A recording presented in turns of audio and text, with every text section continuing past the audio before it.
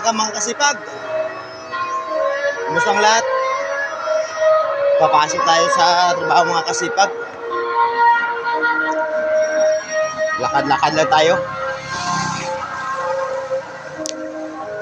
Kapit naman tayo mga kasipag. Ayan na, oh. Yan. Sa baba na yan. Diyan tayo papasok mamaya.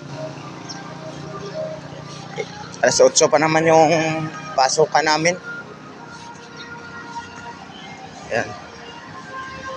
Gilingan ng ano yan mga kasipag. Gilingan ng tubo. Factory ng mga sokal. Ito yung pinakasintro namin dito na trabahoan. Punahing factory.